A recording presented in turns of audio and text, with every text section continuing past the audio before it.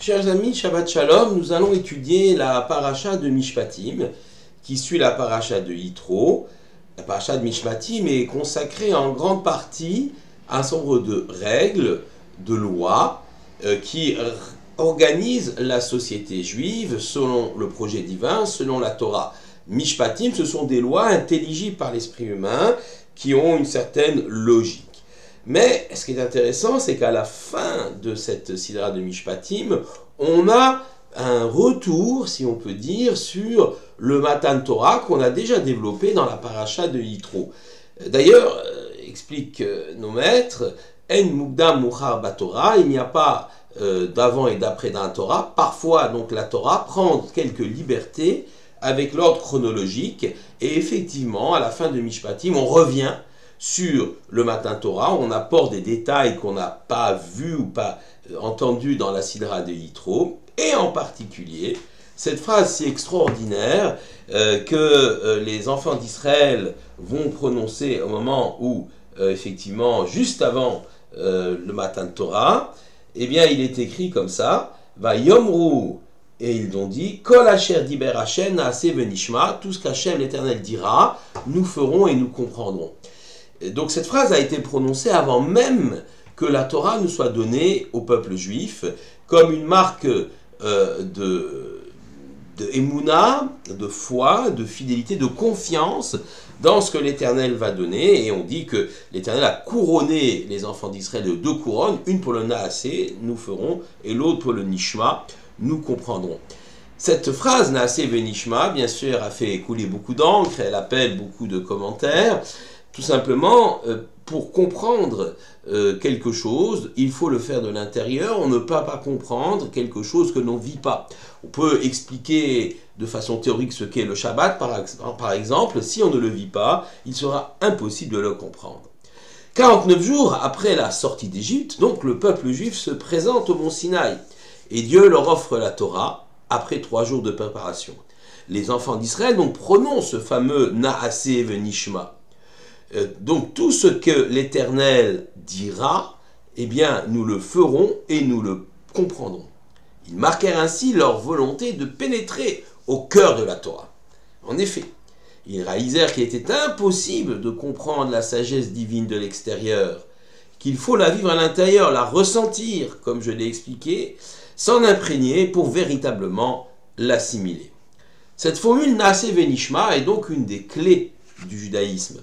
Pour appréhender le secret de Naaseh Venishma, eh bien, réfléchissons au Shabbat, réfléchissons à différents éléments que la Torah nous donne, pour pouvoir, par exemple, est-ce qu'un poète peut concevoir l'amour ou l'amitié sans en avoir fait lui-même l'expérience? Cela paraît impossible.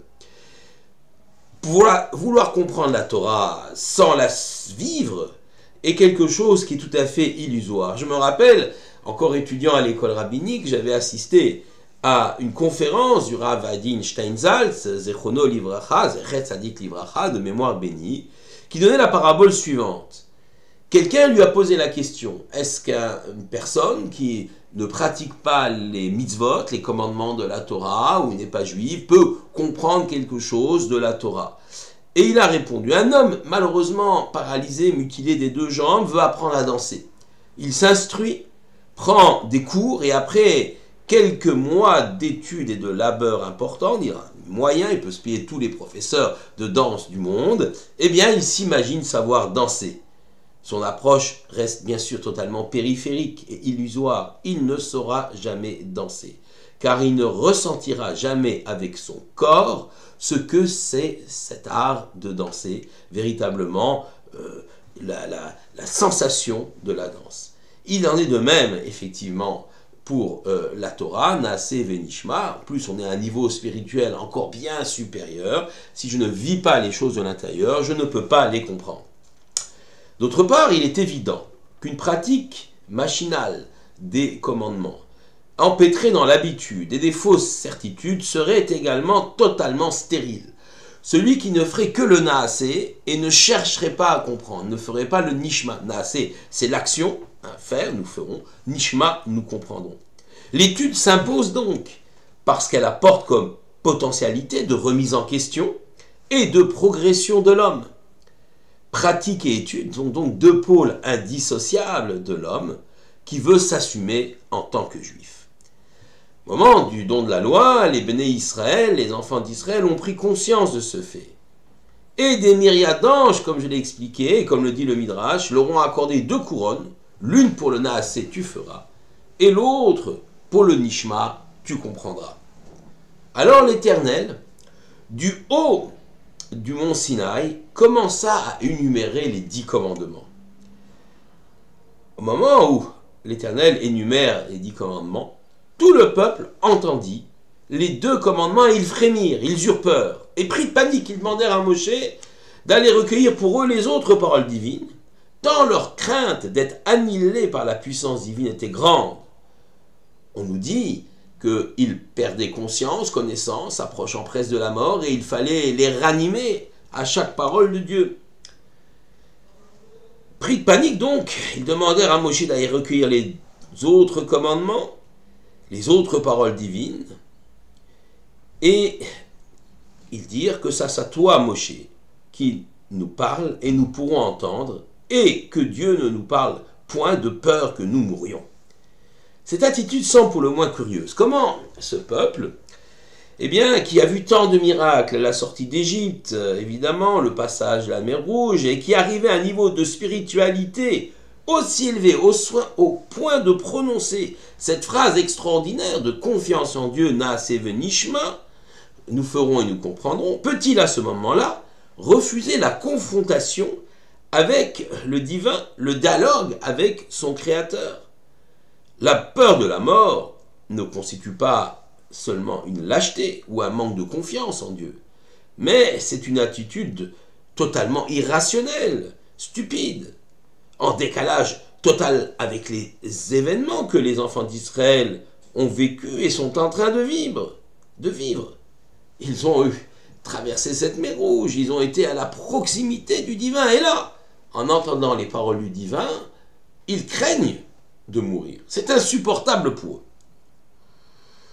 En plus, l'Éternel semble entériner cette décision, c'est-à-dire de fait que Moïse vienne sur le mont Sinaï, vienne récupérer les autres commandements pour les transmettre ensuite aux enfants d'Israël.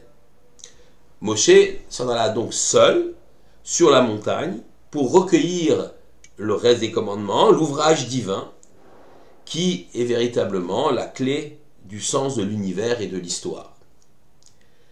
Le rabbi Ariel Leib de Gour, celui qu'on a appelé le Sfat Emet au début de ce siècle, du XXe siècle, explique que cette attitude n'est pas un manque de courage. C'est certainement pas une lâcheté de la part des enfants d'Israël, mais au contraire, une sorte d'extraordinaire lucidité. Sfat Emet, le rabbi Ariel Leib de Gour, prend donc la défense des enfants d'Israël. Le peuple juif, à ce moment-là de l'histoire, fut transporté à un niveau de découverte de la spiritualité jamais atteint par un être humain au départ. Mais ce niveau de spiritualité atteint par le peuple d'Israël est en total déphasage avec leurs efforts, leurs labeurs et leurs mérites. Aussi important qu'a été la progression depuis la sortie d'Égypte et ces 49 jours de marche dans le désert où les Hébreux vont essayer de corriger leur attitude, leur comportement, leur capacité pour être prêts à recevoir la Torah. Aussi grand qu'a été ce labeur, il n'est évidemment pas suffisant pour leur permettre d'atteindre un degré de spiritualité qui est finalement quelque part une intimité avec le Créateur. À ce degré si proche du Créateur que constitue ce temps de la révélation du Sinaï, ils prirent conscience du fait, les Hébreux, qu'ils étaient encore faillibles, et que non seulement ils ne méritaient peut-être pas ce niveau de spiritualité, qu'Hachem, l'Éternel, les avait portés ainsi, de façon extraordinaire, à ce niveau d'intimité avec lui-même, mais ils avaient conscience qu'en cas de faute, leur chute serait tellement vertigineuse qu'il ne s'en relèverait pas. En effet, plus on est élevé spirituellement, plus la faute prend, la moindre faute, prend des dimensions catastrophiques. Bien évidemment, nous le savons, nous qui connaissons la suite de l'histoire, cette faute arrivera bien plus vite qu'on ne le pense sous la forme du veau d'or. Donc les Hébreux comprennent que quelque part, trop d'intimité avec le Créateur oblige et comporte un certain nombre de risques si on n'a pas acquis cette position spirituelle par notre propre effort. Certes, les enfants d'Israël ont dit Naaseh Venishma, cette phrase qui témoigne d'une fidélité incroyable. Mais tout de même, cela ne suffit pas pour atteindre par ses propres mérites ce degré de proximité, cet état de proximité avec le Créateur. Les enfants d'Israël ont conscience qu'une confrontation trop proche avec le divin, sans une préparation préalable, peut être destructrice. Face à la lumière de la sagesse absolue, celle de Dieu, il faut être en mesure de la recevoir, de se constituer en réceptacle solide et avoir les capacités suffisantes pour recevoir cette sagesse, recevoir cette voix divine si puissante et, bien sûr, en garder les enseignements. Cela nécessite un temps de préparation parfois très long. Si l'être humain n'est pas en mesure de capter, d'assimiler ou d'intégrer la sagesse divine, celle-ci risque de l'éblouir comme une source lumineuse trop puissante pour l'observateur et peut malheureusement l'aveugler, voire le brûler. Moshe était seul en mesure de supporter la vision d'une révélation éclatante, sans en perdre la raison. De par ses capacités, sa progression dans la sagesse et surtout sa grande modestie, il fut capable de recevoir et de transmettre le message d'Hachem à toute une génération. Seul le plus modeste des hommes réussit à faire fi de son ego pour être le canal d'une parole divine, non déformée, non trahie. Car en effet, cette parole divine n'a pas emprunté le filtre d'une identité qui veut y imprimer ses désirs ou ses fantasmes.